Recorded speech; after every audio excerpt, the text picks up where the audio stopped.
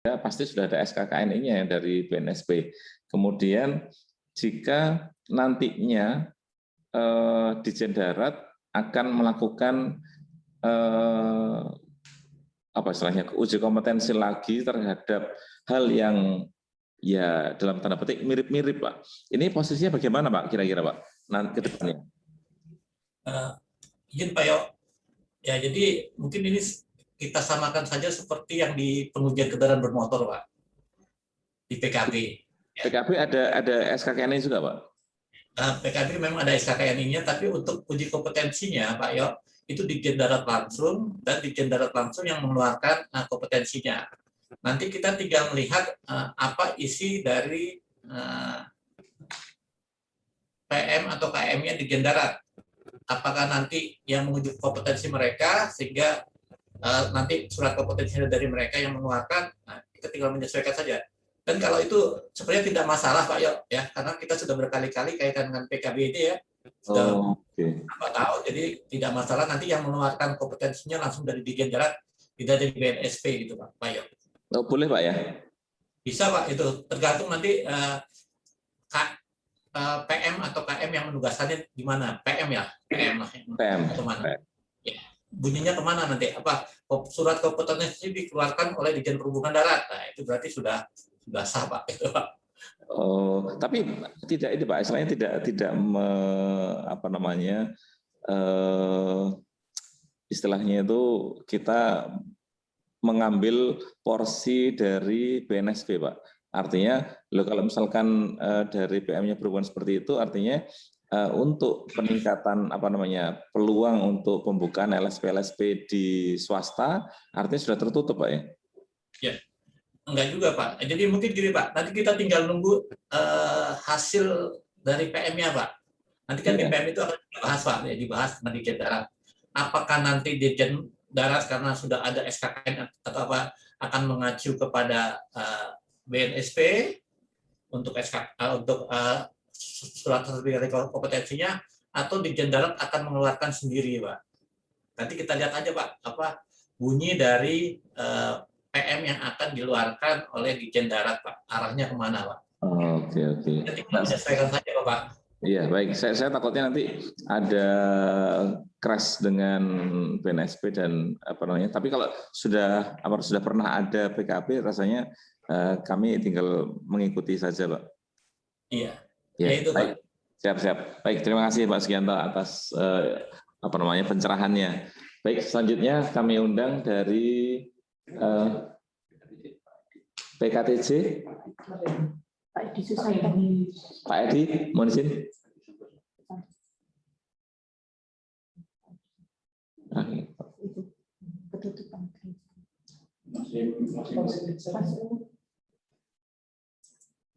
Mohon izin, silakan Pak Edi. Masih mute, Pak. Nah. Ya. Baik, terima kasih Pak Yo.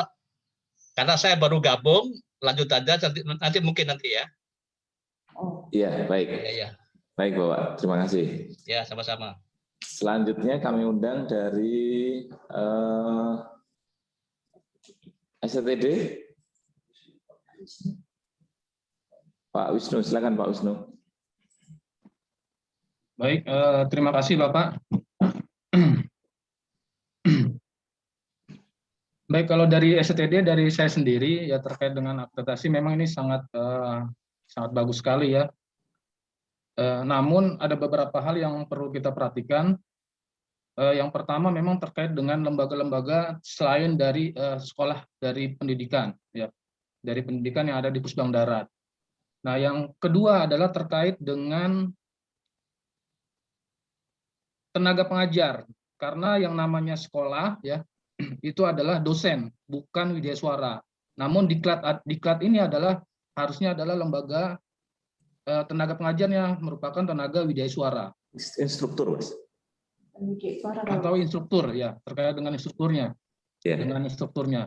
Terus selanjutnya adalah terkait dengan RPM ini kita bisa melihat atau mencontoh terkait dengan akreditasi dari kereta api. Jadi kita bisa menyesuaikan juga dari kereta api, Pak, terkait dengan peraturan yang sudah ada. Karena kereta api sudah membuat akreditasi tersendiri.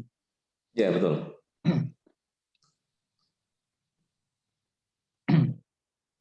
Selanjutnya terkait dengan SDM ya Pak, tadi sudah disampaikan bahwa kalau lembaga diklat biasanya kan menggunakan widesuara, bukan tenaga pengajar dari dosen. Kalau untuk SDM-nya.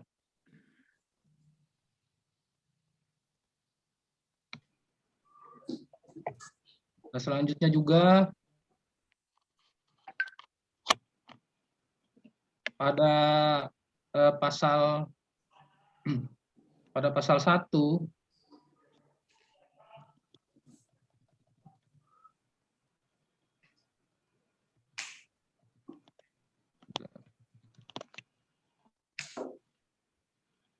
pada pasal 1 kalau kita lihat dari kereta api sebenarnya hampir sama Pak dengan kereta api, yaitu dia ada tenaga apa namanya, sertifikat keahlian Pak, ada sertifikat kompetensi, ada sertifikat keahlian, dan ada sertifikat kecakapan. Jadi nanti selain dia mendapatkan sertifikat kompetensi, apa saja sih selain itu yang diberikannya, atau ada tanda anggotanya sampai dengan tanda kualifikasinya Pak di dalamnya.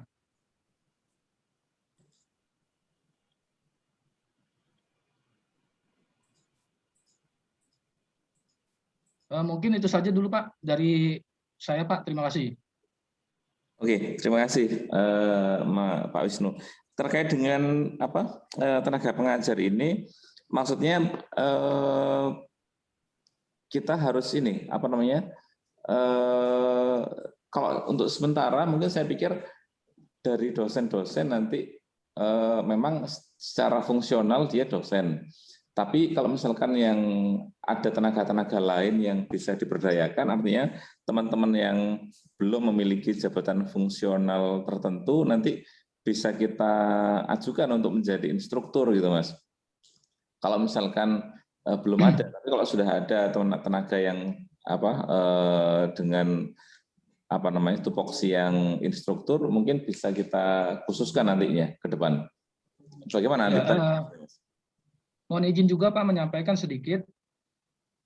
Kita sudah pernah melakukan akreditasi dari diklatnya Pak, bukan lembaganya tapi jenis diklatnya, yaitu ada diklat Andalalin dan manajemen angkutan umum. Waktu itu ada 2 diklat. Namun itu Pak, persyaratannya memang memiliki sertifikat widesuara. Pernah ikut diklat widesuara salah satunya. Widesuara maksud dari LAN? Iya Pak, betul Pak. Waktu itu Pak kita mengajukan akreditasi untuk diklat Andalalin waktu itu. Terus yang kedua adalah diklat bagi penyelenggara diklat Pak. Nah alhamdulillah untuk diklat bagi penyelenggara diklat atau diklat TOC ini sudah dilaksanakan dulu dengan Pusbang Darat. Jadi kami tidak kesulitan untuk melampirkan sertifikat kompetensi tersebut. Diklat bagi penyelenggara diklat atau diklat TOC Pak namanya. Training of Officer Course. Seperti itu Pak. Terima kasih. Oke, terima kasih. Dicatat ya Mas. Jadi memang ya tadi seperti yang dari Pak Sugianto tadi, memang dari lembaga pelatihan yang di Matra Darat memang masih perlu penyesuaian terkait dengan tadi yang mulai dari kurikulumnya, pengajarnya, sarprasnya, standar-standar yang kita butuhkan jangan sampai kita didahului oleh pihak-pihak swasta. Terima kasih Mas atas masukannya. Tapi untuk pelaksanaannya mungkin nanti sambil kita menyelesaikan RPM ini, nanti coba sambil kita rancang kegiatan-kegiatan pendukung untuk begitu misalkan dalam waktu 6 bulan ke depan rancangan peraturan menteri ini disetujui, semua kesiapan yang diperlukan sudah kita miliki. Terima kasih Pak Wisnu. Selanjutnya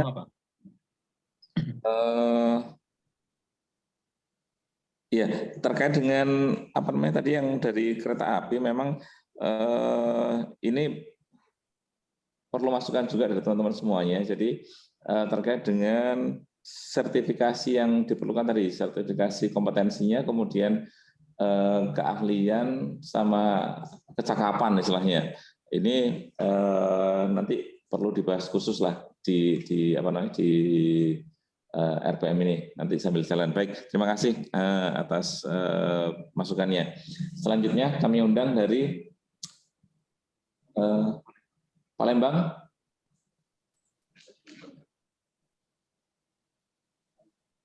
Ya. Ya, silakan Pak. Warahmatullahi wabarakatuh. Waalaikumsalam warahmatullahi wabarakatuh. Ya, mohon izin Pak, dengan Miko Priambudi dari Politeknik Transportasi SDP Palembang, terkait dengan draft PM akreditasi lembaga diklat ini Pak, mohon izin, kalau saya pribadi sih kemarin saya belum dapat ya Pak draft tersebut.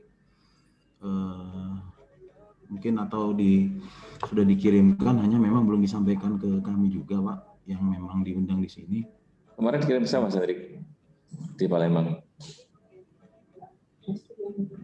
Izin ke Pak Kodrat. Oh ya ke Pak Kodrat ya. Itu jadi bagian dari ketarunaan ya, ketarunaan dan alumni. Kebetulan Pak Kodrat Kasubag Administrasi Ketarunaan dan Alumni. Seperti itu Bu. Gitu. Sehingga kami belum bisa melihat ini, tetapi pada dasarnya Pak, untuk akreditasi lembaga ini, kalau kita di sini kan juga ada yang namanya diklat kepelautan ya Pak, diklat teknis kepelautan, yang memang kalau bahasa di AIMO itu adalah approval Pak ya. Jadi approval pengesahan yang memang dilaksanakan oleh Direktorat Jenderal Perhubungan Laut, yaitu subnya yaitu Direktorat Perkapalan dan Kepelautan. Unit itulah yang memang mengawasi bagian sumber daya manusia tentang kepelautan tadi, sehingga pada saat pelaksanaan diklatnya itu sebelumnya juga harus disesuaikan dengan standarisasi dari Sarpras dan sebagainya, serta pengajar, kurikulum dan silabus, sehingga setelah itu baru di-approve oleh yang namanya Direktorat Perkapalan Kepelautan itu Pak. Itu seperti itu untuk diklat-diklat teknisnya. Sehingga kalau akreditasi kayaknya belum ada ya Pak ya untuk yang di perhubungan laut yang versi dari AIMO itu sendiri. Tetapi tetap untuk auditnya ada surveillance setiap tahun dari Direktorat Perkapalan dan Kepelautan, serta ada bimbingan teknis untuk temuan-temuan hasil audit tersebut dari Pusbang Laut ya Pak. Nah, seperti itu Pak untuk itunya. Hanya kalau yang misalkan diklat teknis dari ASDP sendiri sampai saat ini belum juga ada pemenuhan akreditasi tersebut, dan memang harus mendapatkan arahan atau bimbingan dari Direktorat TSDP ya Pak ya, sekarang ini di Jenhubdat. Seperti itu Pak. Demikian dari Poltek Trans SDP Palembang Pak. Terima kasih. Ya, terima kasih Mas Miko. Mungkin saya mau ini nanya sedikit terkait dengan skema yang ada di laut. Kira-kira kalau dari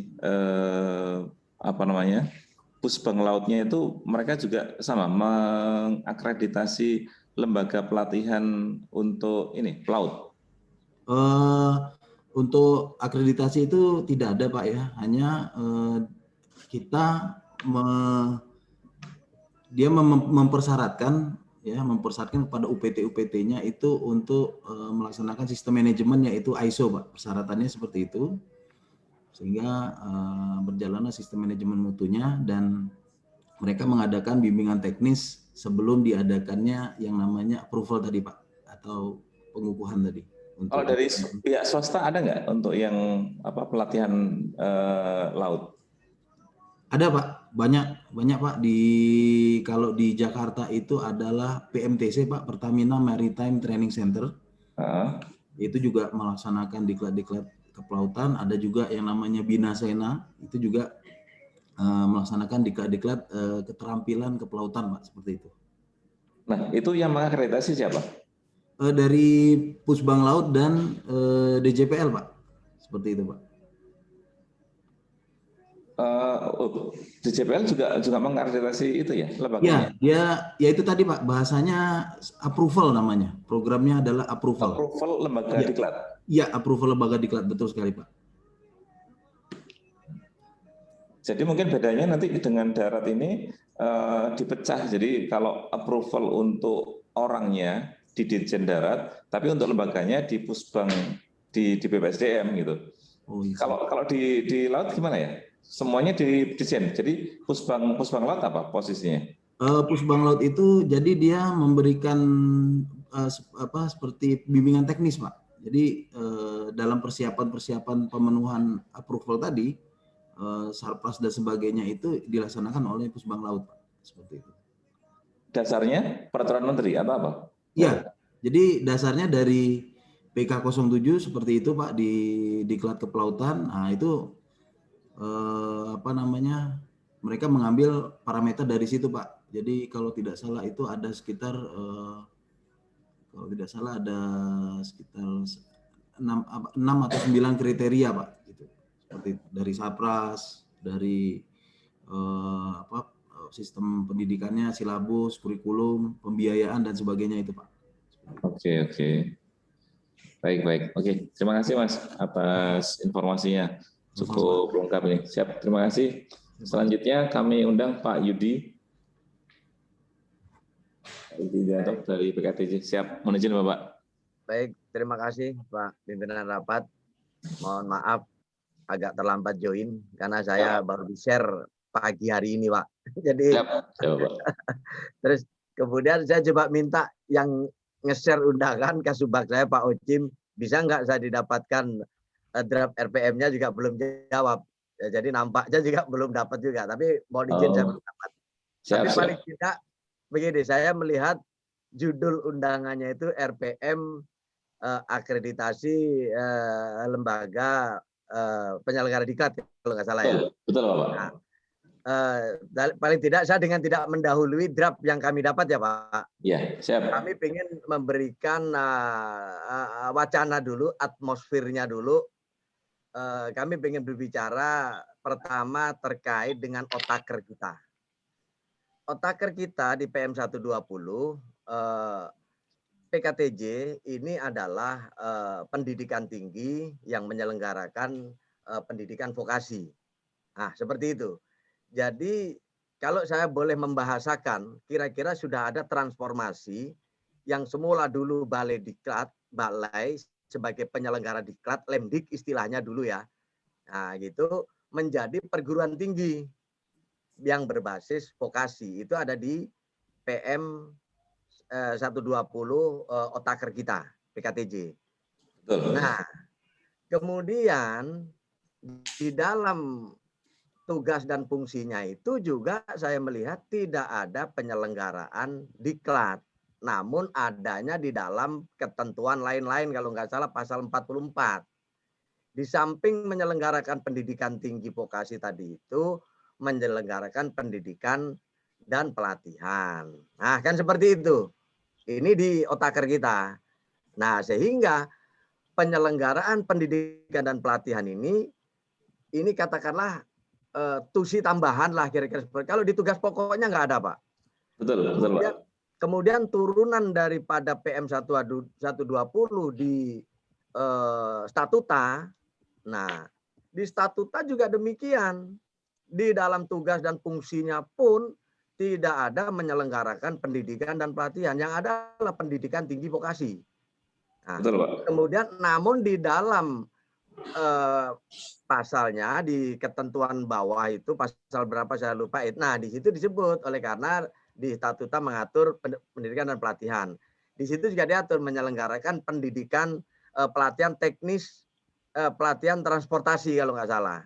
Nah, seperti itu. Sehingga baik di dalam otaker maupun statutanya, PKTJ ini tidak menyelenggarakan pendidikan dan pelatihan. Namun diberi tugas juga untuk menyelenggarakan pendidikan dan pelatihan teknis transportasi. Nah, itu kira-kira seperti itu. Nah, mengenai pendidikan dan pelatihan, Bapak, saya mau izin karena saya juga mantan alumni Pusbang Aparatur ini, Pak, sebagai Siap. penyelenggara diklat ini Pak, tapi Siap, bukan Pak. adalah diklat aparatur yang berbasis ASN. Nah, sedikit saya boleh menggambarkan nomenklatur diklat itu kalau kita bicaranya pendidikan dan pelatihan ya. Jadi diklat itu adalah rumpunnya yang pertama kalau di dalam PP 11 tentang SDM manajemen PNS itu rumpunnya adalah pengembangan sumber daya manusia. Pengembangan sumber daya manusia. Nah, pengembangan sumber daya manusia itu ada dua. Melalui jalur formal, yaitu pendidikan. Nah, jadi yang disekolahkan itu dalam rangka pengembangan kompetensi PNS. Jadi melalui dua jalur, yang pertama melalui formal, yaitu melalui jalur pendidikan. Yang kedua melalui jalur pelatihan. Nah, jadi istilah diklat itu sudah diganti pelatihan, sehingga pelatihan itu untuk pemenuhan kompetensi ada 3. 1 kompetensi teknis, 2 kompetensi manajerial, 3 kompetensi sosiokultural. Sehingga apapun yang namanya pelatihannya, kalau zaman dulu diklat menyebutnya, itu adalah dalam kerangka pemenuhan kompetensi manajerial, teknis, dan sosiokultural. Nah, kalau pemenuhan kompetensi manajerial itu sudah diampu oleh Pusbang aparatur, karena seluruh kompetensi manajerial itu baik substantif maupun penunjang yang non struktural diklatnya itu ada di Pusbang aparatur. Nah, untuk kompetensi teknis inilah yang menjadi masih bebannya penyelenggara diklat di lingkungan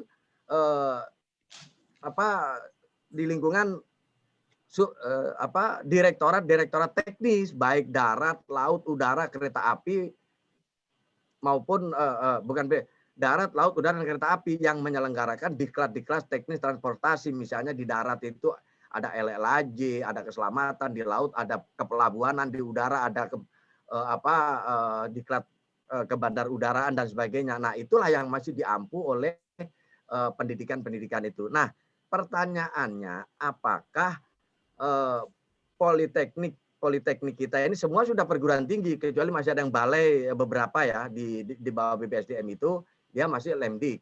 Nah inilah keunikannya, di mana di satu sisi kita perguruan tinggi yang akreditasi mengacu kepada standar pendidikan tinggi nasional, namun juga dibebani oleh instansi induk Kementerian Perhubungan dalam ini BPSDM untuk mengisi kompetensi teknis transportasi, yaitu menyelenggarakan pelatihan, baik transportasi darat, laut, udara, maupun kereta api. Nah, keunikan inilah harus kita carikan jalan keluarnya, bagaimana yang kita ini pendidikan tinggi vokasi ini juga menyelenggarakan pelatihan dalam rangka pemenuhan kompetensi teknis di lingkungan Kementerian Perhubungan. Menurut saya itu. Nah, penggunaan nomenklaturnya menurut saya diselaraskan dengan PP 11, yaitu menggunakan istilah pelatihan. Sekalipun di PM turunan dari PP SDM transportasi itu mestinya juga harus direvisi. Jadi memang bunyinya pendidikan SDM transportasi. Pendidikan dan pelatihan SDM transportasi itu juga sebagian diselaraskan menjadi pelatihan SDM transportasi. Jadi menurut hemat saya nomenklaturnya adalah sudah menggunakan pelatihan teknis transportasi. Jadi ada pelatihan teknis darat, laut, udara, kereta api, dan seperti itu. Jadi mohon tidak menggunakan nomenklatur pendidikan dan pelatihan. Nah, waktu itu kita pembahasan statuta di Biro Hukum dengan Pak Israpul nanya, Pak Yudi kalau gitu nomenklatur yang dipakai apa? Diklat, pendidikan dan pelatihan atau pelatihan? Saya bilang ada 2. Kalau memang penyebutannya BPSDM menyelenggarakan pendidikan dan pelatihan, yes. Oleh karena pendidikannya itu adalah pendidikan tinggi, pelatihannya itu pelatihan yaitu di dalam rangka pengembangan SDM transportasi. Tapi kalau ansih bicara masalah diklat teknis, itu nomenklatur yang dipakai adalah pelatihan teknis. sesuai PP 11 tentang manajemen pegawai negeri sipil. Seperti itu, Pak. Nah, jadi monggo mumpung ini ada perbaikan. Nah, jadi yang sudah bertransportasi dari Lemdik penyelenggara Diklat menjadi pendidikan tinggi namun juga menyelenggarakan pelatihan. Nah, ini perlu dicarikan formulasinya. Formulasinya menjembataninya bagaimana? Karena apa? Kalau pendidikan tinggi vokasi di lingkungan BPSDM tidak menyelenggarakan Diklat teknis transportasi, pemenuhan SDM transportasi siapa yang menyelenggarakan? Sementara balai-balainya paling hanya tinggal 1-2 yang sudah akan bertransportasi menjadi pendidikan tinggi vokasi kita. Nah, keunikan inilah menurut hemat saya perlu dicarikan solusi komprominya bagaimana menjembatani terkait hal tersebut. Ini juga perlu mungkin duduk bersama dengan Dikti barangkali ya, bagaimana, karena di satu sisi kita berstandar pendidikan tinggi nasional, di sisi lain kita juga dibebani tugas untuk pengisian kompetensi teknis transportasi dalam rangka pemenuhan SDM transportasi berdasarkan PP SDM transportasi. Nah, mungkin itu barangkali Pak sementara secara umum dulu sebelum kami melihat draft RPM-nya. Terima kasih Pak Pimpinan Rapat. Baik, terima kasih Pak Yudi. Luar biasa sekali ini. Saya memang dari awal kita perlu mendiskusikan ini dari dasar fundamental dari organisasinya, dari Ortaker. Kalau memang secara legal memang sudah bertransformasi menjadi pendidikan tinggi. Memang kalau misalkan kita mengacu pada hal tersebut, artinya yang berhak menjalankan untuk pelatihan hanya BP2TD Mempawah, jika hanya seperti itu. Tapi kami coba mengakomodasi kegiatan-kegiatan yang tadi misalkan dari tugas tambahan yang ada di UPT, Bapak. Jadi dengan posisi Satker BLU dari UPT tersebut, ini diperlukan sebuah organisasi yang melaksanakan usaha untuk memenuhi target BLU, artinya sebagai bagian dari usaha tersebut, salah satunya adalah melaksanakan pelatihan ini. Memang secara yang tadi Bapak katakan aslinya memang dari Ortaker memang adalah lembaga pendidikan tinggi. Ini yang kami agak sebenarnya perlu nanti duduk bersama dengan pimpinan di pusat terkait dengan pendefinisian Ortaker maupun kebutuhan-kebutuhan yang dibutuhkan dalam posisi satker definisi satker yang lainnya, misalnya untuk PLU-nya maupun kegiatan lainnya.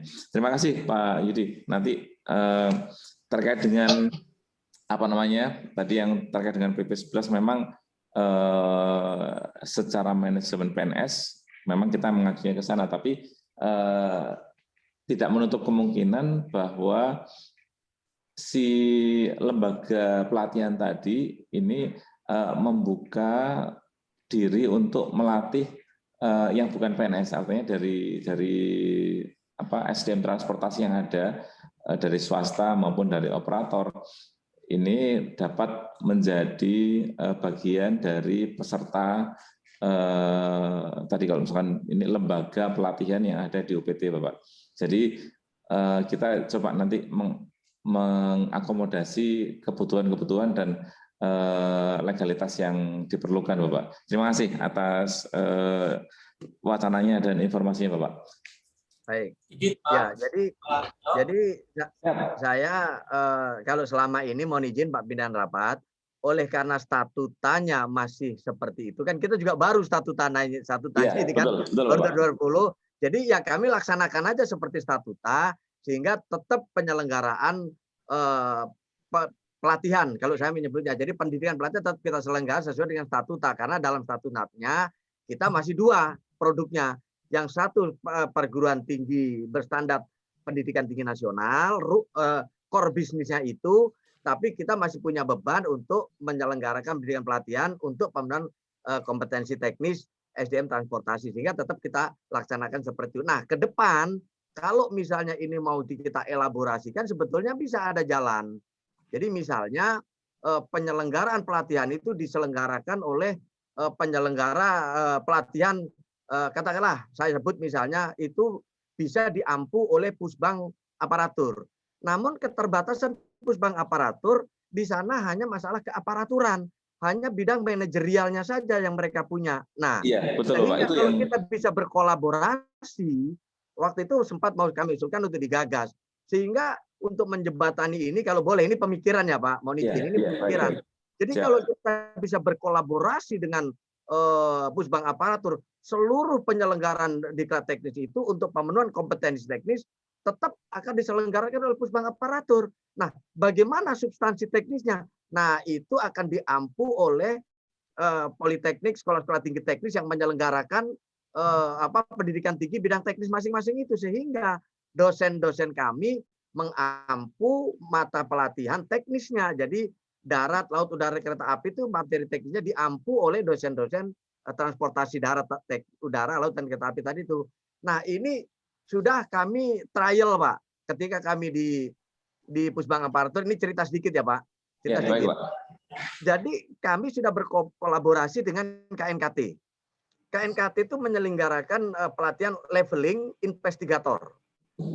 Leveling investigator itu sampai eselon 3 dan setingkat eselon 2, Pak, levelingnya. KNKT dia tidak mempunyai kapasitas untuk menyelenggarakan diklat. Nah, tapi dia butuh leveling itu karena wajib untuk pemenuhan jenjang investigatornya. Nah, sehingga mereka berkolaborasi dengan Pusbang Aparatur, substansi pelatihan manajerialnya diampu oleh Pusbang Aparatur. Tapi untuk mata pelatihan teknisnya diampu oleh KNKT. Sehingga uji kompetensinya pun untuk yang kompetensi manajerial diampu oleh Pusbang Aparatur. Kompetensi teknis diampu oleh KNKT. Itu sampai se-investigator se-level eselon 2 tahun lalu kalau nggak salah. Nah, itu contoh-contoh yang baik kolaborasi. Waktu itu kami sedang menggagas akan bekerja sama dengan udara, Pak. Dengan Curug waktu itu. Jadi kita akan kolab seperti itu. Nah, mungkin ini jalan keluar terobosan. Sehingga beban yang dibebankan PP SDM transportasi itu, di mana Kementerian Perhubungan dalam hal ini BPSDM harus mencetak SDM transportasi, tetap bisa kita penuhi penyelenggaraan diklatnya misalnya diampu oleh Pusbang Aparatur, karena pada hakikatnya kompetensi itu ada 3, manajerial, teknis, dan transportasi. Teknis itu tidak bisa diampu oleh Pusbang Aparatur, ada di direktorat teknis masing-masing. Nah, kalau ini bisa berkolaborasi, ini sebuah terobosan yang emas, yang bagus, jadi sehingga penyelenggaraan pelatihannya diampu oleh Pusbang Aparatur, untuk pelatihan mata pelatihan manajerialnya, untuk mata pelatihan teknisnya diampu oleh masing-masing subsektor, dalam hal ini UPT subsektor. Misalnya kami keselamatan, ya kami mengampu mata pelatihan keselamatan. Misalnya mata pelatihan kepelabuhanan diampu oleh BP2TL, misalnya seperti itu di laut. Nah, ini sebuah terobosan bagus kalau bisa diakomodir, dikolaborasikan seperti itu. Ini sebuah terobosan yang bagus di lingkungan BPSDM. Menurut hemat saya barangkali seperti itu, Pak Pimpinan. Terima kasih. Siap, terima kasih Pak Yudi. Jadi memang luar biasa sekali ini, ada skema-skema pemikiran yang terobosan yang luar biasa. Tapi memang mohon izin ada 2 mazhab istilahnya Pak. Jadi kalau yang untuk aparatur memang nantinya adalah untuk diklat manajerial saja, meskipun ada wacana tidak menutup kemungkinan teknis masuk di sana juga.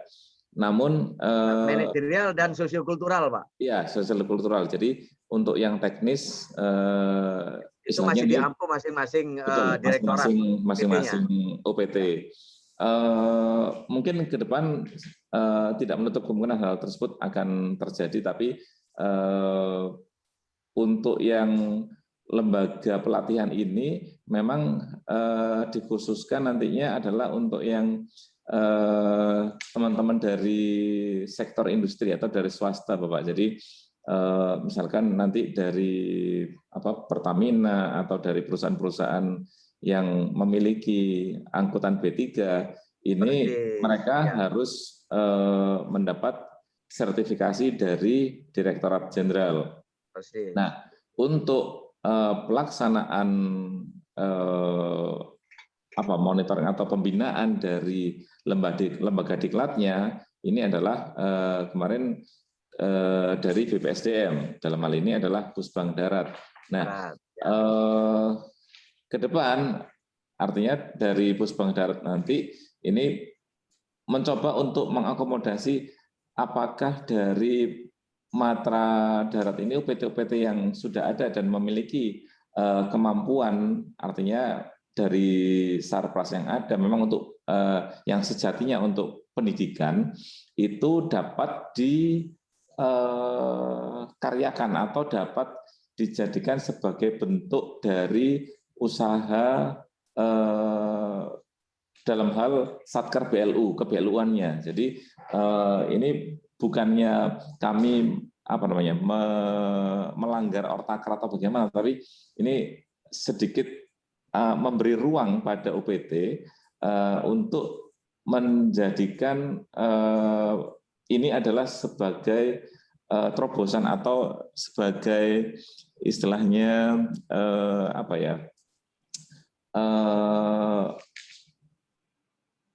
istilahnya untuk mendapatkan tambahan income ke-BLU-an ini menjadi dibentuklah satu unit. Mungkin tidak harus merubah ortakernya, tapi membentuk unit usaha yang sebenarnya divisi usaha sudah ada sebenarnya, masuk di divisi usaha untuk melakukan pelatihan untuk pengemudi angkutan barang ini, Bapak. Ya, jadi betul Pak, sehingga dari sisi Sarpras ya Pak, dari sisi Sarpras itu mestinya misalnya kami, tapi kalau ini sekali lagi benang merahnya karena statuta masih seperti itu, kami PKDC tetap menyelenggarakan sesuai statuta, jadi pelatihan tetap kita punya. Tapi kalau ke depan, tapi kalau misalnya ke depan kita punya pemikiran untuk berkolaborasi seperti itu, manfaatnya satu ini Pak, dari sisi Sarpras. Poltek kami tidak perlu menyediakan Sarpras yang dalam porsi yang katakanlah cukup besar untuk penyediaan pelatihan. Sehingga misalnya Sarpras yang ada bisa kami tambahkan untuk mengembangkan kapasitas, misalnya taruna kami kan setiap tahun bertambah terus Pak. Nah sehingga itu bisa akan digunakan untuk kapasitas pendidikan tinggi misalnya seperti itu. Sehingga untuk pengisian pelatihan-pelatihan teknis itu kan diampu sehingga SDM-nya saja bisa kami mobilisasi untuk mengampu mata pelatihan teknis di bidang keselamatan transportasi darat. Siapapun penyelenggara pelatihannya, lembaga pendidikan diklat kita bisa join dengan swasta, kita bisa dengan join lembaga balai-balai yang menyelenggarakan itu. Nah, SDM kami bisa kita mobilisasikan ke sana sehingga kami tidak harus menyediakan Sarpras untuk pelatihan yang terus harus kita persiapkan setiap tahun misalnya seperti itu. Sehingga secara major begitu penyiapan Sarpras kami akan mengarah kepada pendidikan tinggi kan seperti sesuai dengan core bisnis yang ada di statuta berdasarkan standar pendidikan nasional, dan berdasarkan undang-undang pendidikan nasional itu Sarpras yang dibangun yang wajib dimiliki oleh perguruan tinggi itu adalah yang terkait langsung dengan pengembangan kompetensi peserta didiknya, misalnya terkait dengan bakat, minat, keterampilan yang kira-kira seperti itu. Nah, jadi sehingga kita politeknik itu pendidikan tinggi itu bisa mengarahkan ke sana, tetapi dengan catatan tidak harus meninggalkan kewajiban yang harus kita pikul untuk menyediakan SDM transportasi sebagaimana dipersyaratkan dalam PP SDM transportasi. Itu adalah beban BPSDM. Dalam hal ini UPT BPSDM juga akan memikul beban itu dengan menyediakan SDM sebagai pengampu materi untuk diklat teknis transportasi yang diselenggarakan oleh lembaga diklat manapun di lingkungan BPSDM, termasuk kalau ada kerjasama dengan swasta bisa jadi. Nah, kira-kira ini cuma sebenarnya pemikiran, tapi bisa jadi karena atmosfernya sudah memang seperti itu, ya mau tidak mau kita harus mencoba untuk merumuskan di dalam satu regulasi bagaimana terobosan yang harus kita tampilkan untuk menjawab atmosfer yang sudah berubah ini. Kira-kira seperti itu Pak, barangkali. Mohon izin. Siap, siap Bapak. Sudah kami tangkap ini ya, inti skema yang Bapak usulkan. Tapi ini bentuk pemikiran yang luar biasa sekali Bapak. Artinya ada koordinasi, ada kolaborasi antara UPT-UPT yang ada di BPSDM. Baik, terima kasih Pak Yudi. Selanjutnya tadi Pak Sugianto, silakan Pak. Pak Yo, ini memang sepertinya Pak Yo, ortaker-ortaker di antara UPT BPSDM ini beda-beda Pak Yo, ya isinya. Nah di kami Pak Yo, mohon izin, itu di ortaker kami di PM 30 tahun 2019 ya, di bab 6 ya, ketentuan pasal 44 Pak Yo. Di sini dinyatakan bahwa selain kita menyelenggarakan pendidikan vokasi sebagaimana dimaksud dalam pasal 2, Poltrada Bali juga menyelenggarakan pendidikan dan pelatihan di bidang transportasi yang selanjutnya disebut diklat transportasi, Pak. Jadi kalau di otaker kami, Pak, di PM kami tidak ada masalah, Pak. Oh, siap. Baik, Pak. Tinggal gitu loh, Pak. Dan itu dengan statuta, Pak Yo. Di statuta pun dan di kami pun sudah ada unit khusus untuk penanganan pelatihan, Pak Yo. Ya. Dan OKU-nya juga ada, Pak Yo. Jadi kami siap saja kalau memang kita mengajukan. Iya. Oke, kalau kita mungkin di STD juga sama atau di mana? Di Palembang. Palembang juga sudah sama. Jadi kita bisa melaksanakan pelatihan. Itu saja yang akan kami sampaikan, Pak Yo. Terima kasih, Pak Yo. Iya betul. Saya lupa salah satu bentuk dari statuta tadi kan turunan ke ortakernya kan kenapa ada divisi usaha kan seperti itu Pak ya? Betul Pak Yo. Ya, karena di pasal 44 tersebut ada turunan akan dijelaskan lebih lanjut ke statuta gitu loh Pak. Jadi kami masuk Pak. Jadi kami bisa menyelenggarakan pendidikan pelatihan Pak. Nah itu salah satu kekuatan BLU kita Pak nantinya Pak. Kalau itu kalau kami beda dengan yang di Tegal yang sudah ribuan tarunanya Pak. Iya betul. Siap, terima kasih Pak Sugianto. Siap. Mungkin ada tanggapan dari Pak Yudi?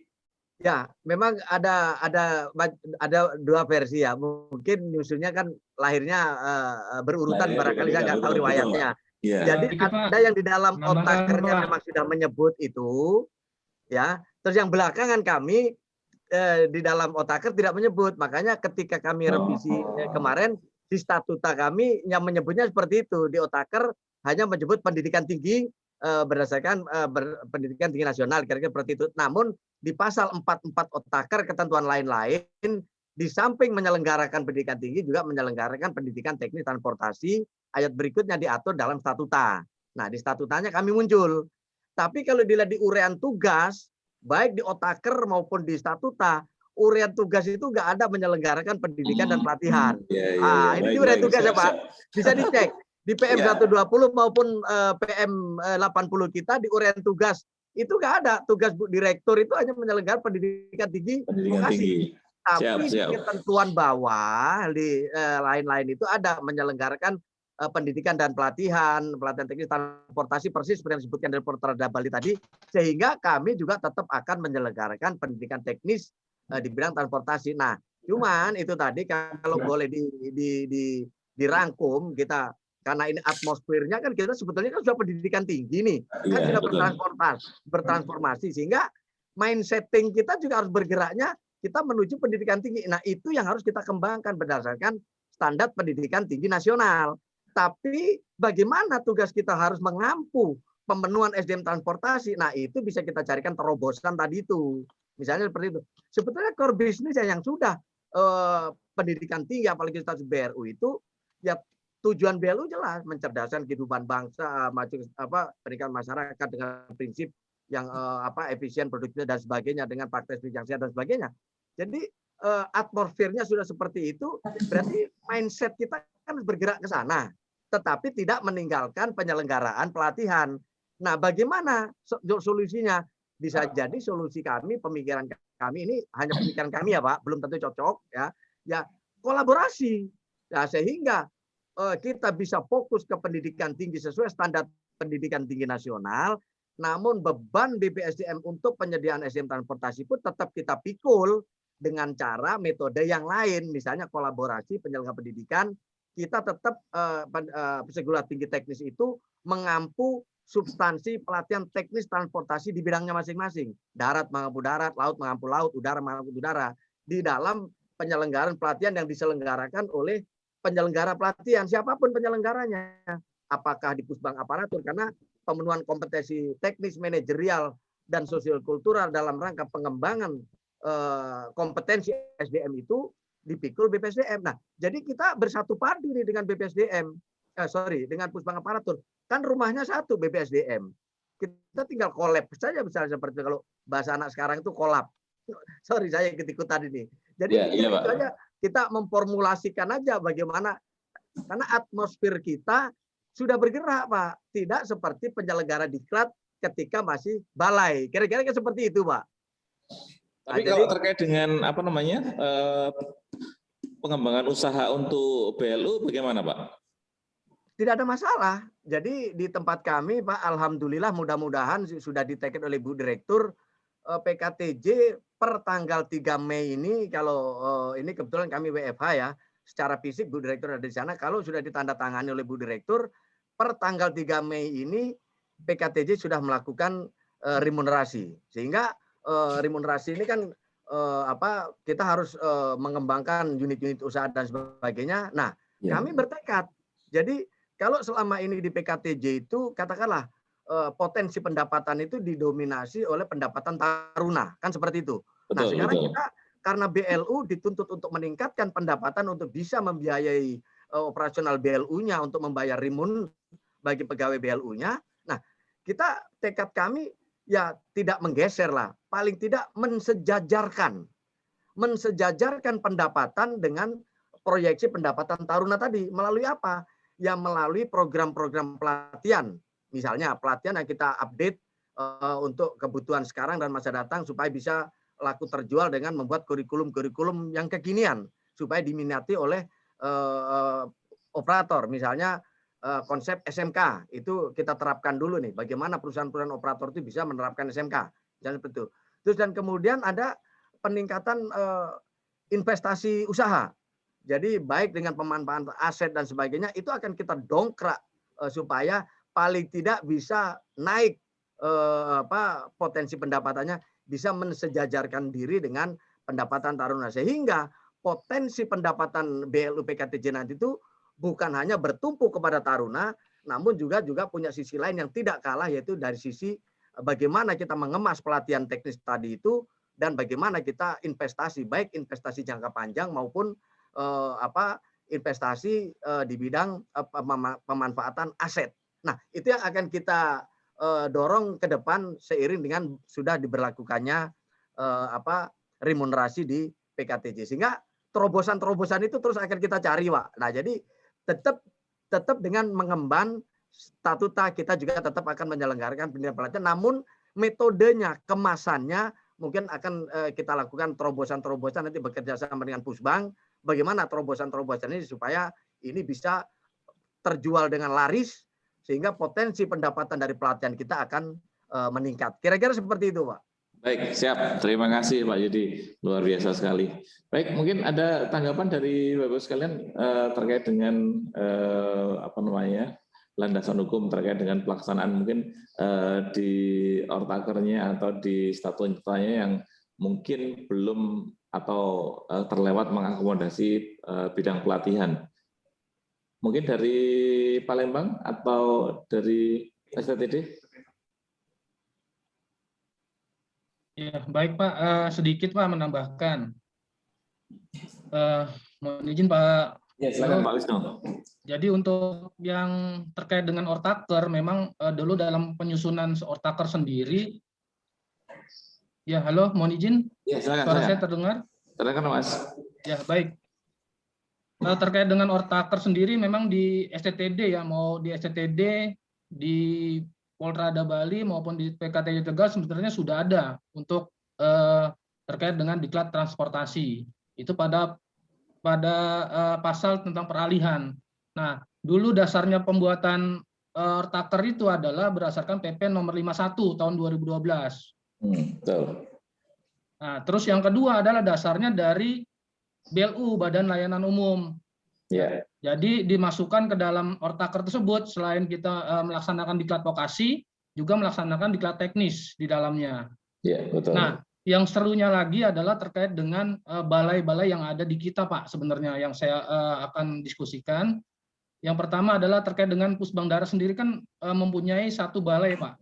Balai itu Balai Mempawah. Betul. Nah, untuk Balai Mempawah ini sebenarnya itu peruntukannya untuk siapa sih? Untuk perhubungan, Kementerian Perhubungan, kebutuhan SDM-nya, atau untuk keluar? Yang pertama, Pak. Terus yang kedua, BPSDM sendiri mempunyai aparatur, Pusbang aparatur. Nah, aparatur sendiri di sini ini untuk siapa, Pak? Itunya, apa penyelenggaraan diklatnya itu? Untuk pegawai Kementerian Perhubungan atau bukan?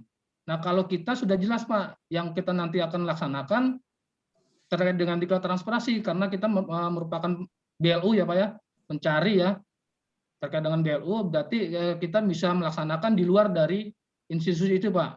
Jadi di luar dari institusi dari kementerian kita sendiri. Betul. Terus yang selanjutnya, Pak, yang kedua, ini saya lihat dari draft peraturan ini yang melaksanakan akreditasi dari BPSDM ya, Pak? Betul. Dalam hal ini Pusbang Darat. Ya, mohon izin, Pak.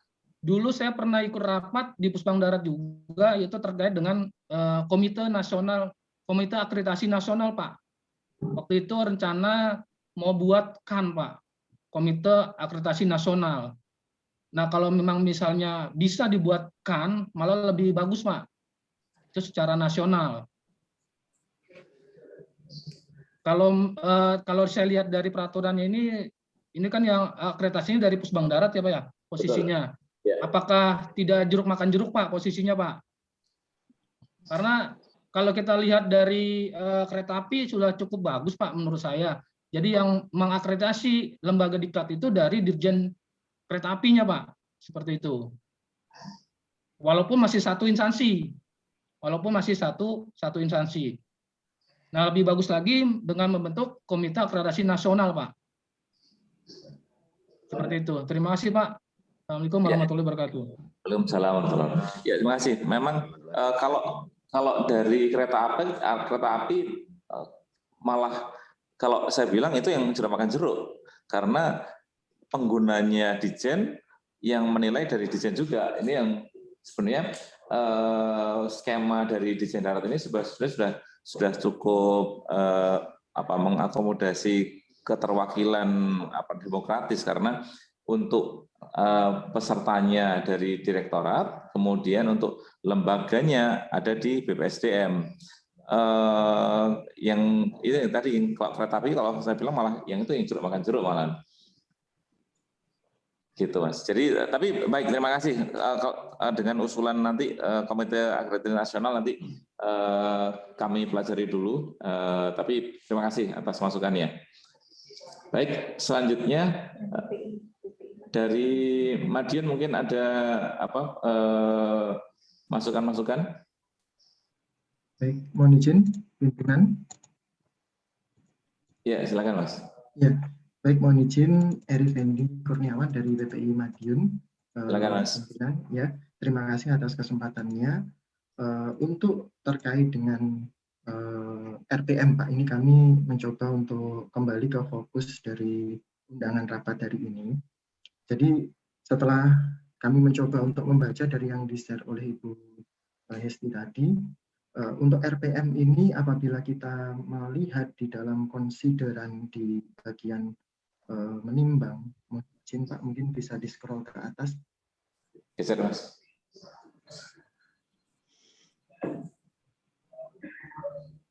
Nah, Di dalam konsideran menimbang tersebut, dalam poin B, disebutkan bahwa untuk melaksanakan ketentuan pasal 3 Peraturan Menteri Perhubungan nomor 8 tahun 2014.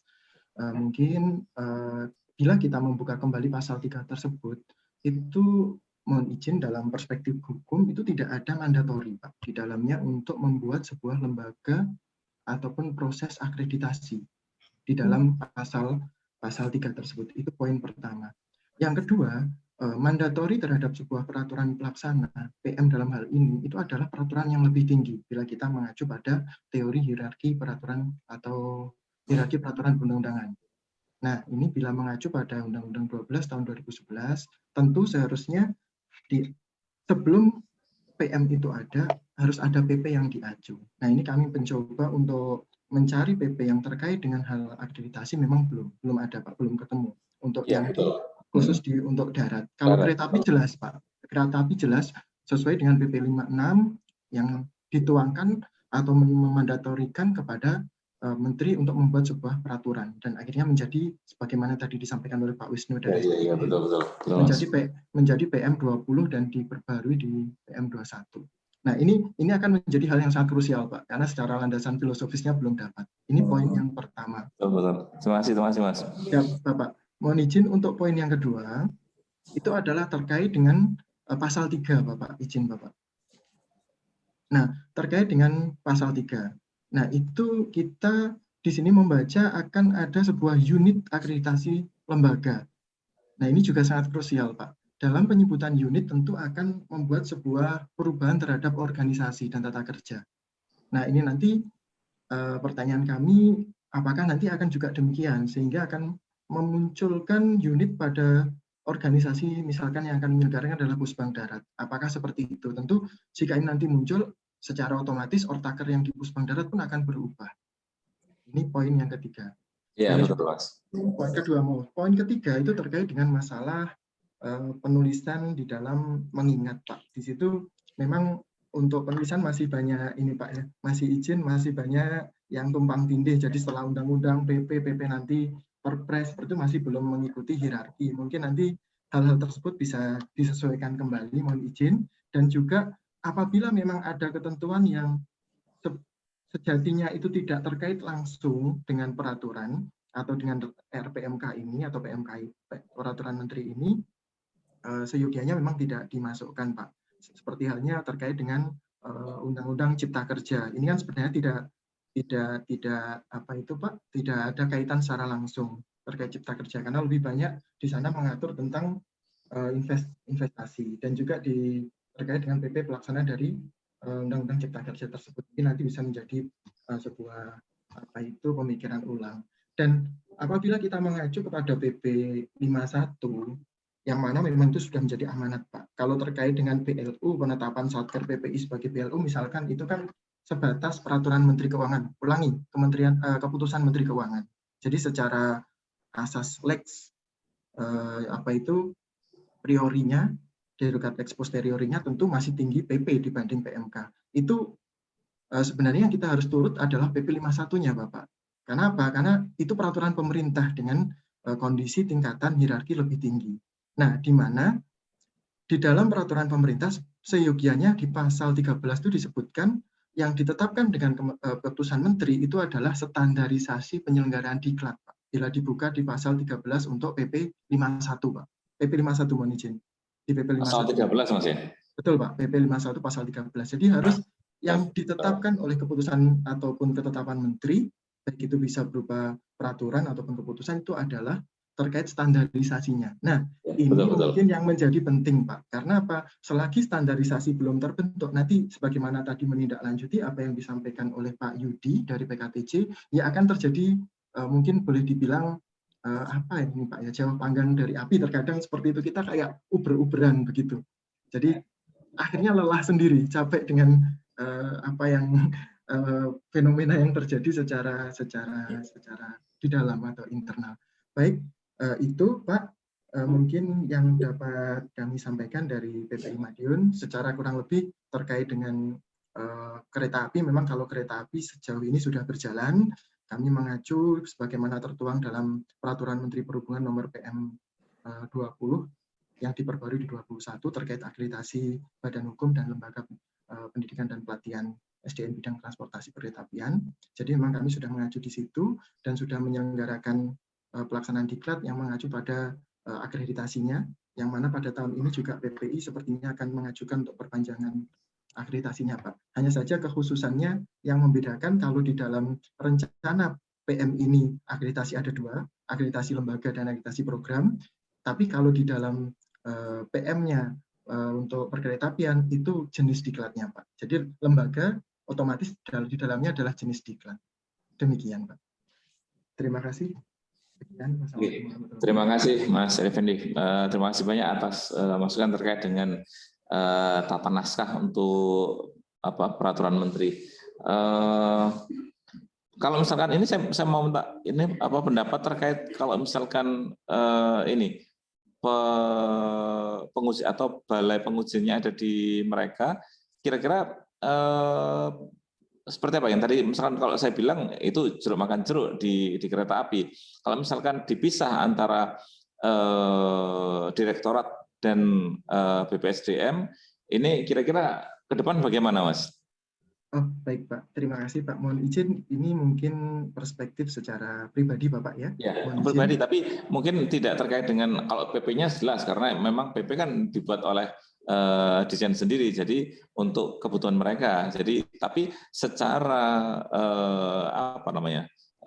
prinsip demokratis itu pembagian tugas bagaimana?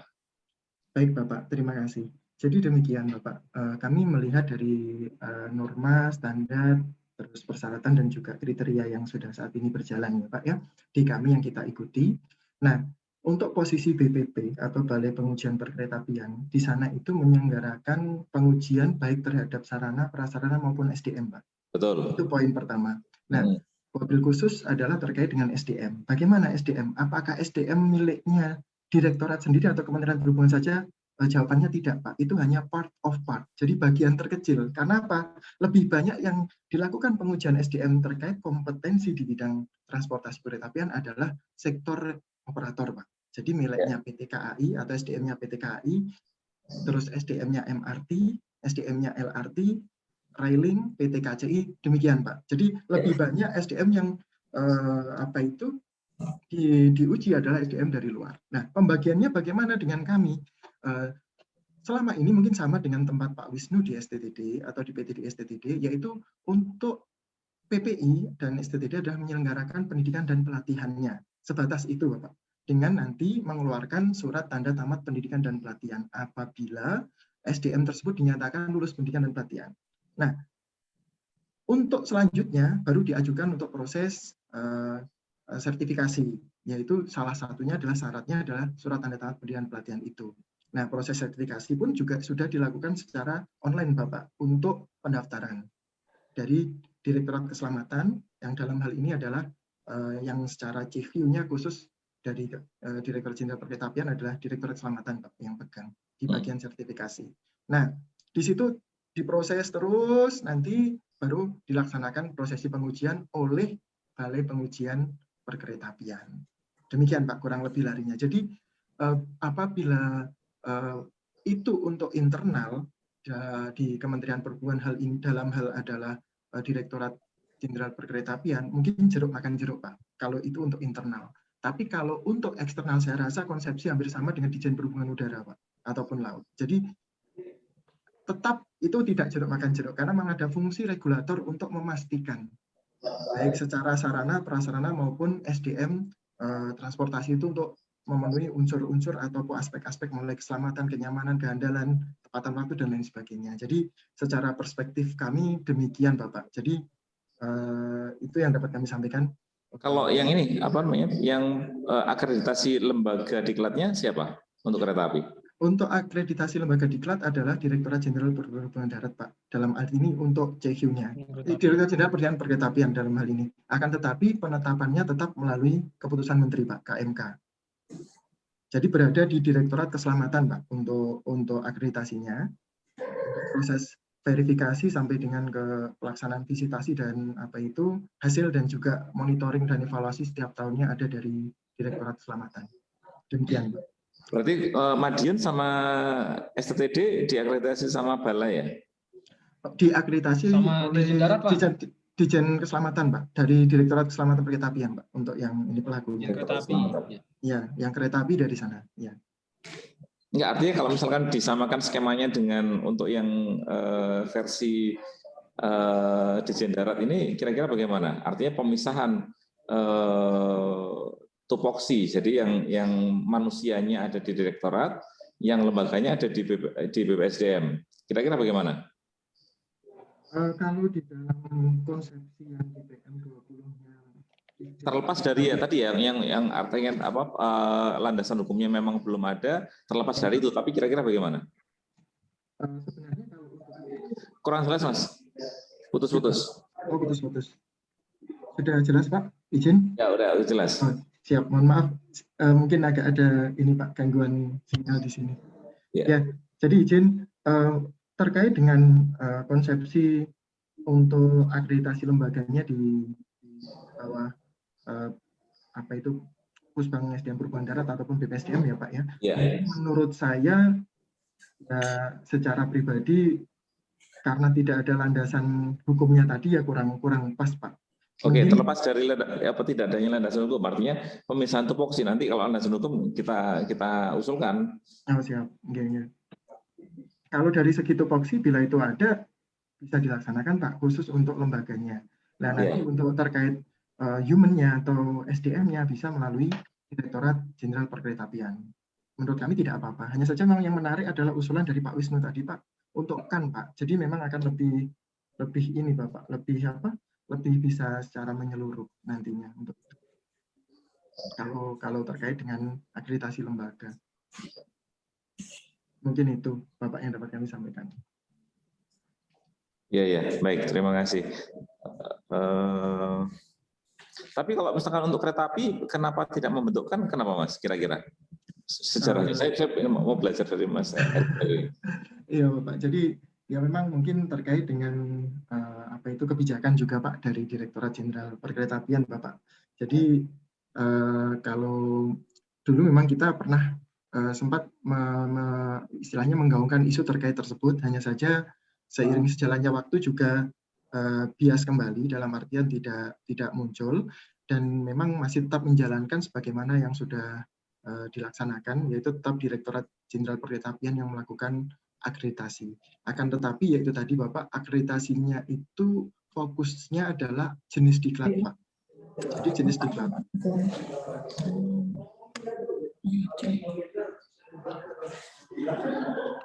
Iya. Oke. Ya. Akreditasinya lebih kepada jenis diklat Pak. Jadi misalkan di dalam PM 21 tersebut disebutkan ada 9 jenis diklat. Maka siapa yang mengajukan, misalkan PT KAI mengajukan untuk lembaga diklat yang ada di sana itu untuk 7 jenis diklat. Maka yang akan disertifikasi atau diakreditasi itu untuk 7 jenis diklat tersebut. Demikian, pimpinan. Ya, siap. Terima kasih atas masukannya. Ya, Pak. Izin, Pak. Ya, siap. Ya. Dari Mas Sunanda, silakan. Ya, izin Pak. Mungkin maaf tadi untuk SDT dari Mas Wisnu tadi menyampaikan. Jadi kebetulan ada rapat Zoom bersamaan Pak Kapal, jadi agak terpecah nih. Mungkin saya membantu terkait tadi apa yang disampaikan dari teman-teman PPI Pak. Terkait di perkeretaapian gitu Pak, terkait yang ada di perkeretaapian. Pertama memang kalau nanti mohon izin bisa dilihat dirunut mulai dari PP Bapak. Jadi mulai dari PP terkait dengan kenapa akreditasi lembaga ini dilakukan oleh Ditjen Perkeretaapian. Gitu. Jadi tadi disebutkan dari teman-teman PPI bahwa ada di PM-nya untuk terkait akreditasi. Nah, ini juga sebetulnya menginduk juga apa yang ada di PP itu terkait dengan SDM ini. Jadi sebetulnya bukan kebijakan, Pak, kan gitu ya, bukan kebijakan karena memang di dalam runutan regulasi yang ada itu seperti itu, gitu ya, runutan yang ada. Dan nantinya memang akreditasi dari masing-masing lembaga ini kalau di Ditjen Perkeretapian itu nanti akan ada keluar memang semacam peraturan menterinya lah gitu ya, terkait lembaga yang ada. Sebagai contoh yang PPI itu kan juga ada, SCTD juga punya, termasuk PT KAI itu juga diakreditasi oleh Ditjen Perkeretapian. Kalau nggak salah 5 tahunan sekali nanti dilakukan istilahnya dicek oleh teman-teman. Ini walaupun rutin juga detail oleh tiap tahun juga dilakukan monitoring. Nah ini mungkin nanti izin secara istilahnya mungkin dilihat di sana Pak, terkait dengan SDM maupun lembaga akreditasi itu. Jadi itu ada di sana memang dari runutan peraturan yang ada. Itu. Jadi mungkin bisa apakah dari celah peraturan yang ada tadi bisa nggak dari misalnya Pusbang Darat atau BPSDM untuk terkait dengan akreditasinya, terkait dengan lembaganya. Nah itu yang pertama. Memang kalau yang kedua terkait balai pengujian ini sebagai pelaksana saja Bapak, hanya sebagai pelaksana. Ya sebagai pelaksana, istilahnya pelaksana ujiannya lah, yang melaksanakan ujian. Tim asesor semuanya nanti ada di sana. Tapi nanti tetap keluarnya dari personelnya itu tetap dari Ditjen Perkeretapian. Terus yang terakhir Pak, mohon izin Bapak bahwa yang sedikit berbeda, ada yang berbeda juga di masing-masing diklat.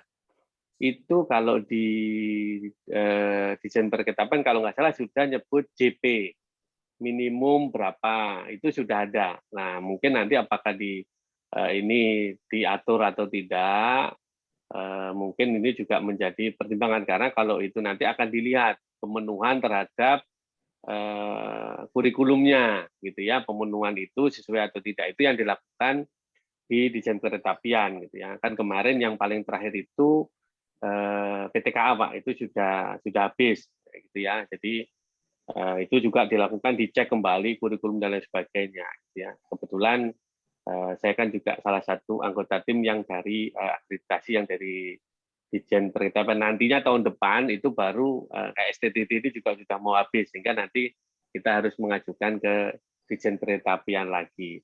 Mungkin kalau sedikit Pak terkait sharing di Perkeretapian seperti itu Pak. Tadi kalau yang tadi katakan terkait darat mungkin Mas Wisnu ini yang lebih pengalaman. Terus yang terakhir Pak, izin Pak Kabak paling terakhir, tadi sepakat sampaikan oleh Pak KPA Polda Bali Pak. Ya. Bisa melaksanakan, harapannya perlu adanya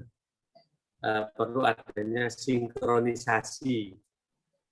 Ya, ada sinkronis terkait dengan materi dan sebagainya setelah mungkin RPM ini jadi. Mungkin itu Pak Kabak, mohon izin. Terima kasih. Ya, Mas, kalau boleh tahu, kira-kira semangatnya waktu itu, ini terlepas dari sudah ditetapkan di PP ya, kenapa akreditasi lembaganya juga jadi semua masuk di direktorat itu, kenapa tidak ada pembagian tugas misalkan untuk saya nggak tahu, mungkin kalau BPSD memang secara tupoksi memang melaksanakan diklatnya saja, tidak sampai ke akreditasi lembaganya. Lebih baik kalau akreditasi lembaga serahkan saja ke KAN misalkan. Itu kira-kira semangatnya kenapa diambil sendiri, kenapa Mas? Izin Pak, terima kasih. Jadi sebetulnya kalau nggak salah Pak ya, nanti saya harus buka lagi. Itu tetap dibuka pihak luar Bapak.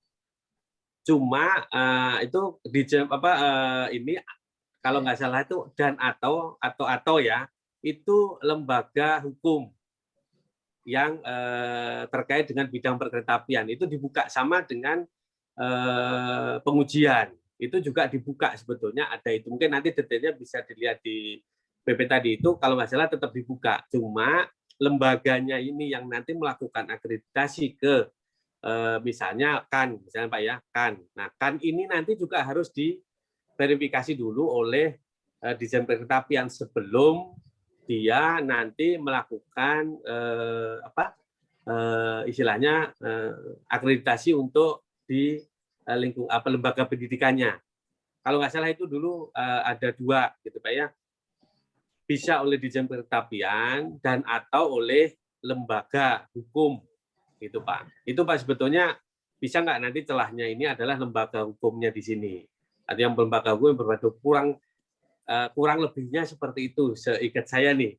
Karena saya juga harus buka lagi nih. Baik, konsepnya dulu gitu. Semasa ini belum ada lembaga hukum yang badan hukum yang terkait tadi, makanya masih dari Ditjen Perkeretapian sementara ini. Kebetulan nanti kan kalau nggak salah sekarang itu di Pak Safek Pak, izin mungkin nanti Bapak bisa diskusi detailnya ke sana Bapak. Makasih Bapak. Ya, baik, terima kasih Mas Yunanda. Nanti mungkin kita bisa ini ya, diskusi lebih detail lagi di lain waktu. Siap. Baik, terima kasih. Mungkin dari Mas Hendrik atau Mbak Ani, silakan.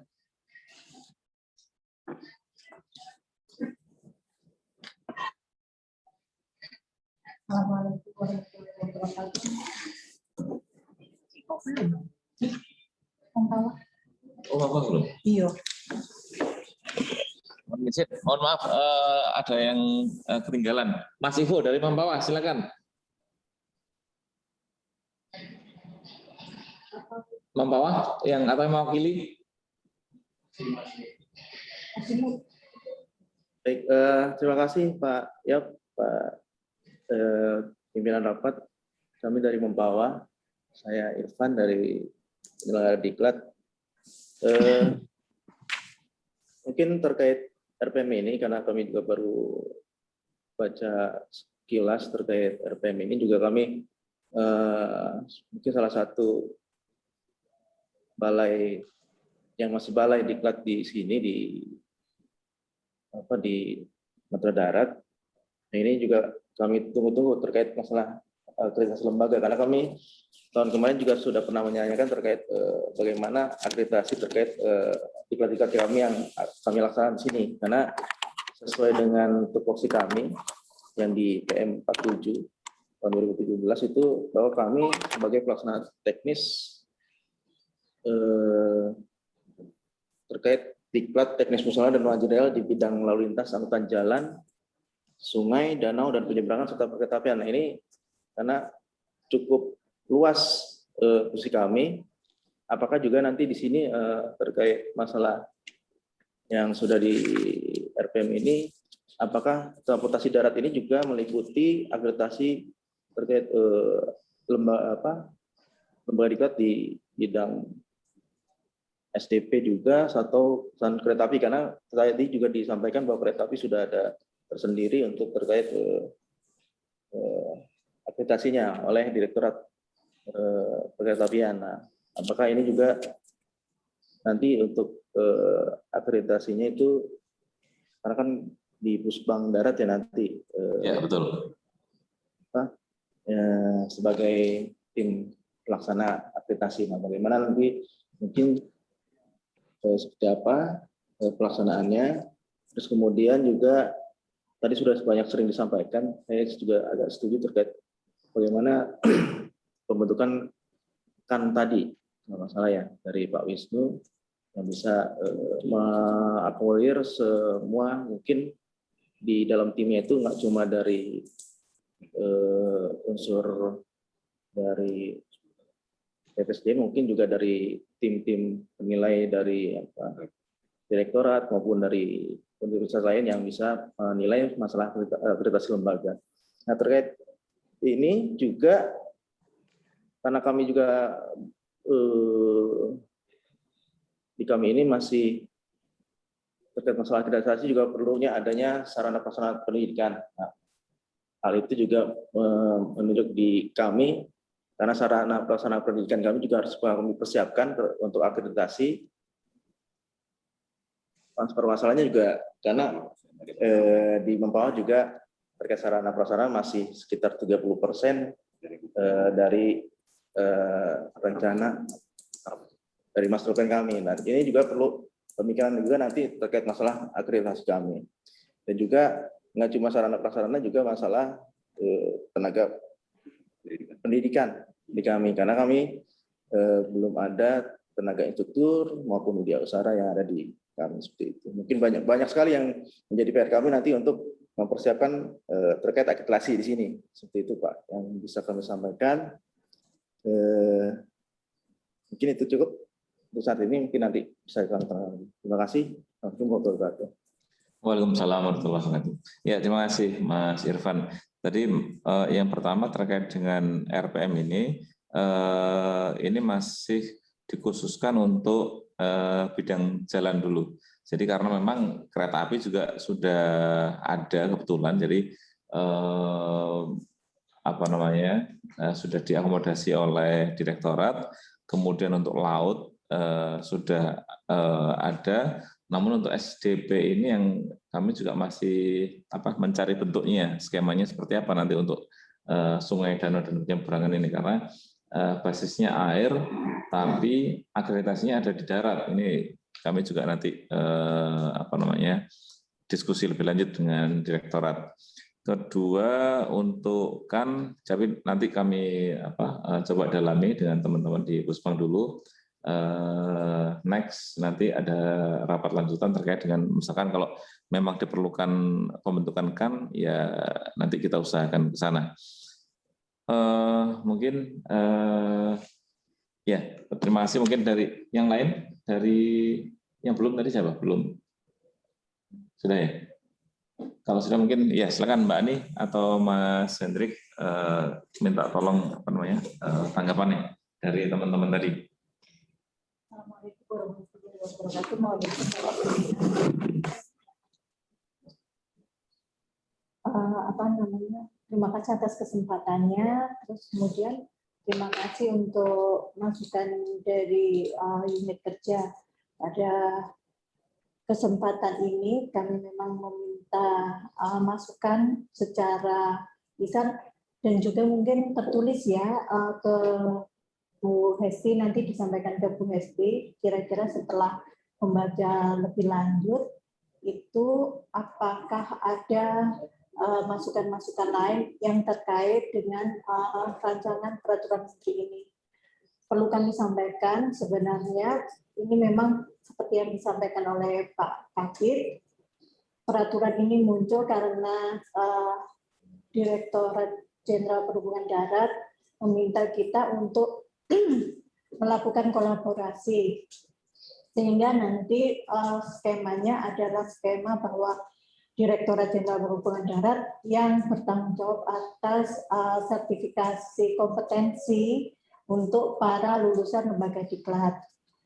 Draft yang RPM yang diharmonisasi itu menyatakan bahwa nanti semua lembaga pelatihan atau lembaga diklat yang dulu disebutnya lembaga diklat ini harus mempunyai akreditasi yang diakreditasi oleh Badan Pengembangan Sumber Daya Manusia.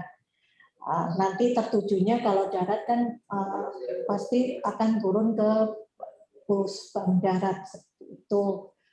Dalam kesempatan itu Ditjen Darat menitipkan pesan bahwa ini awalan yang perlu dirumuskan bersama, kemudian meminta masukan kepada seluruh UPT di BPSDM Matra Darat. Apa kira-kira yang dalam rancangan peraturan menteri ini yang bisa membuat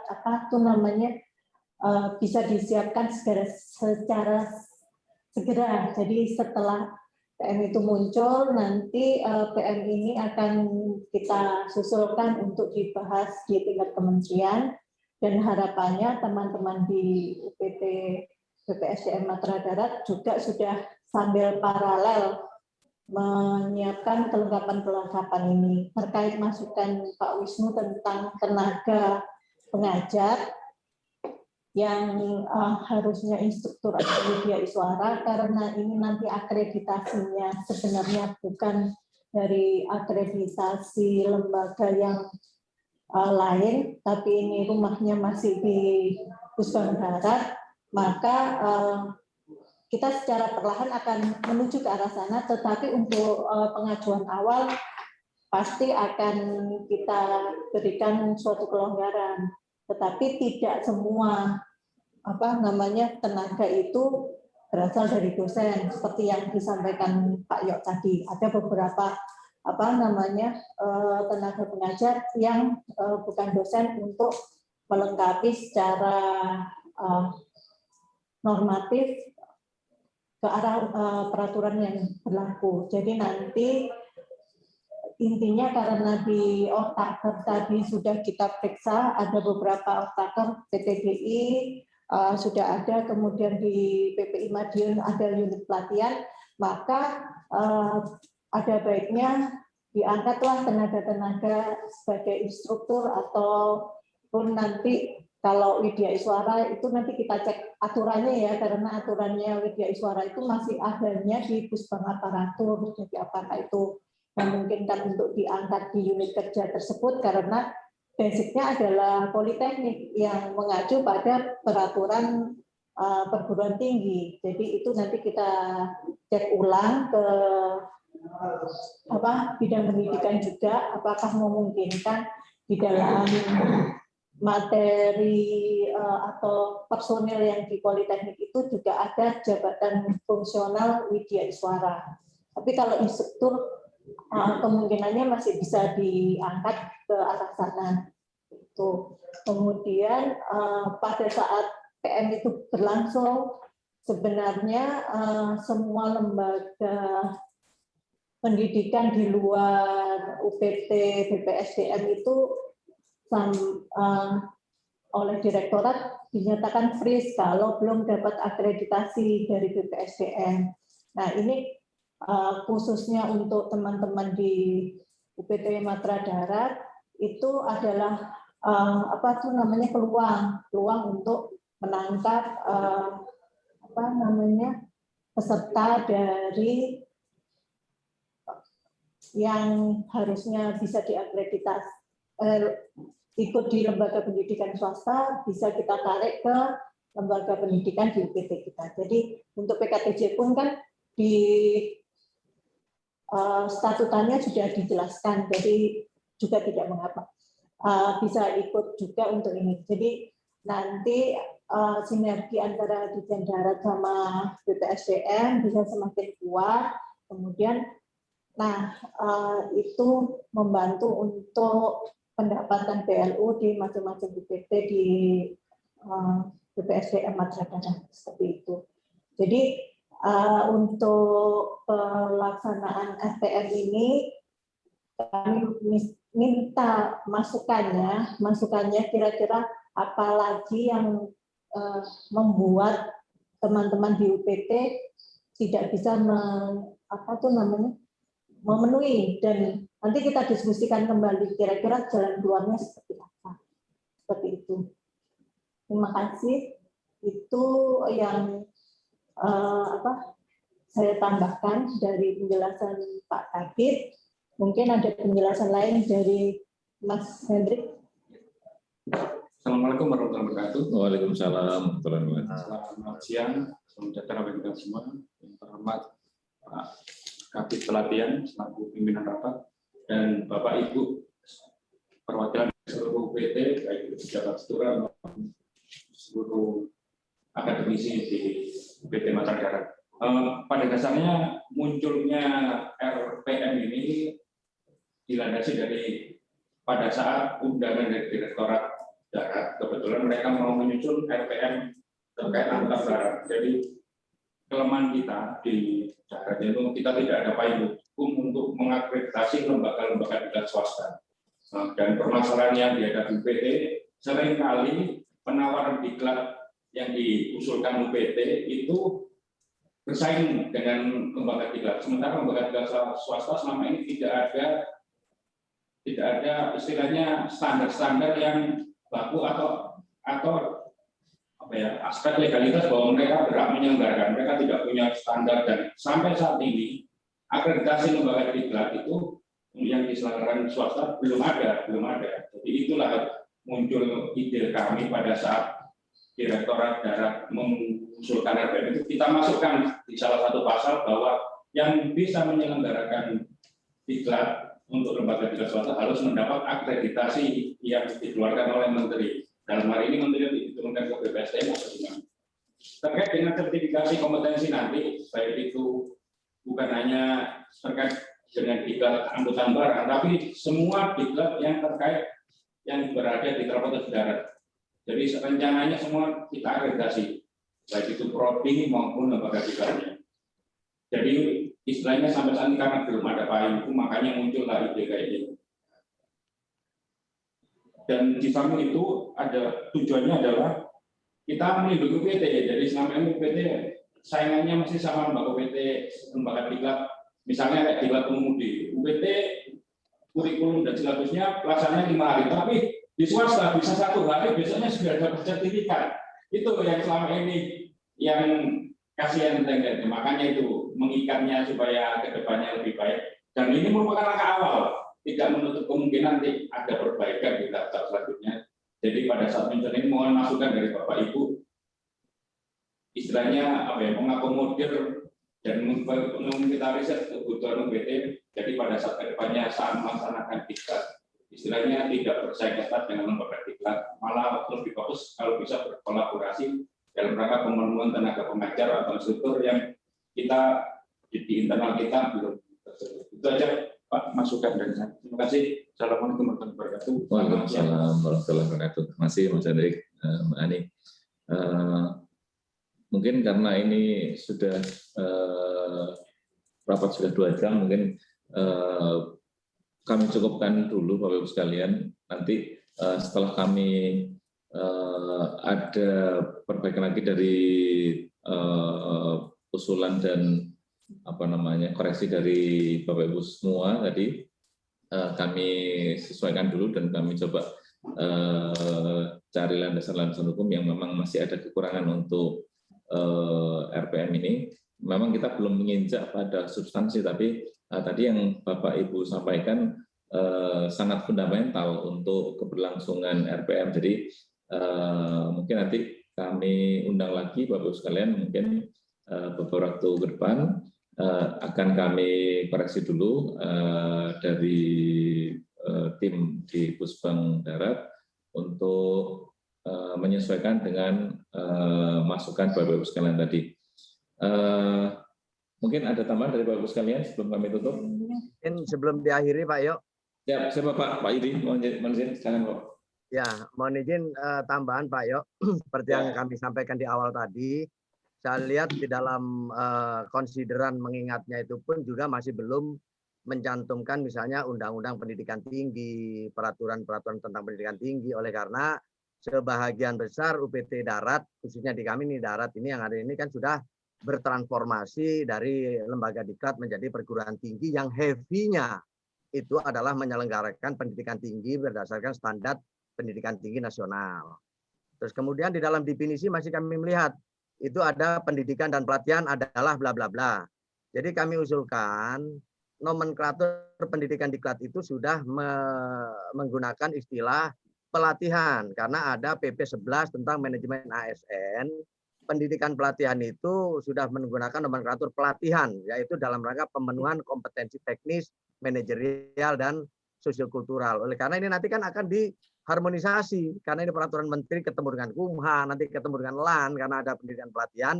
Jadi jangan sampai kita begitu masuk ke sana, kita sendiri belum satu bahasa ini nomenklaturnya, pendidikan dan pelatihan, terus disingkat diklat, padahal PP-nya kalau bicara ini pendidikan dan pelatihan dalam kerangka pengembangan kompetensi ASN, PNS, itu nomenklatur yang digunakan adalah pelatihan. Karena ini untuk memenuhi kompetensi teknis, misalnya seperti itu. Sehingga ini saya melihat sangat fundamental karena satu karakteristik UPT kita ini sudah memang ada yang masih lembaga diklat balai. Sebahagian besar sudah bertransportasi yang dia heavy-nya sudah ada pada pendidikan tinggi.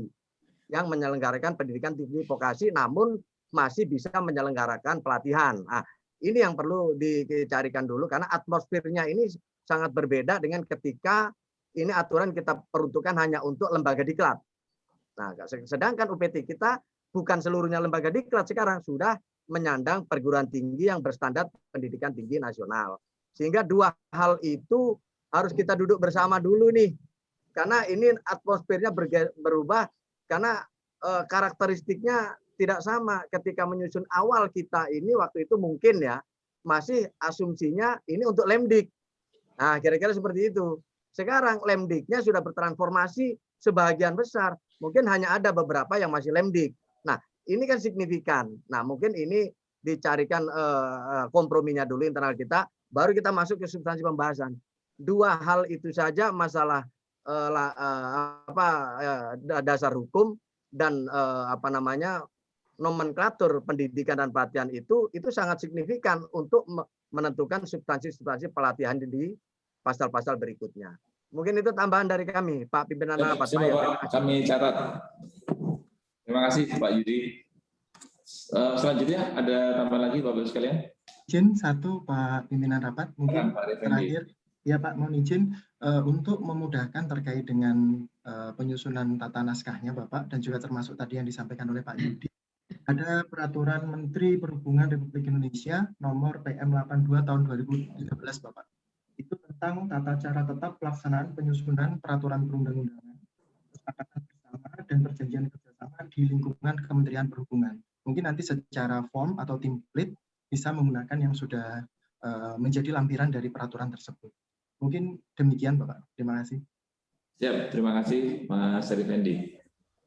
Siap, selanjutnya Bapak Ibu sekalian ada tambahan lagi? Iya. Izin Pak dari STTD Pak. Tambahan sedikit Pak. Terkait dengan draft peraturan ini, saya rasa bisa menggunakan PM 51 Pak. Ya, PM 51. Nah, salah satunya di sini disebutkan Kak, pasal berapa ya? Pasal 13 bahwa penyelenggara diklat transportasi sebagaimana dimaksud dalam pasal 12 wajib memenuhi standarisasi yang ditetapkan oleh Menteri. Nah, mungkin bisa dimasukkan ke dalam situ, Pak, untuk dasar bagaimana untuk penetapan akreditasinya, Pak. Terima kasih, Pak. Baik, terima kasih. Kami catat, Pak Wisnu. Selanjutnya, Bapak sekalian, Mbak Ani, tambahan, Mas Hendrik, Mas Roju, ada tambahan? Cukup, Pak. Baik, baik Bapak Ibu sekalian, kami ucapkan banyak terima kasih atas masukan Bapak Ibu sekalian, sangat bermanfaat sekali bagi kami untuk mengkoreksi penyusunan RPM ini ke depannya, sangat fundamental. Baik, akan kami coba koordinasikan kembali dengan internal di Pusbang. Selanjutnya mungkin ke depan akan kami undang lagi Bapak Ibu sekalian. Namun untuk saat ini kami cukupkan karena ya artinya yang fundamental tadi memang harus kami acu dulu sebelum bergerak ke dalam pembahasan substansi.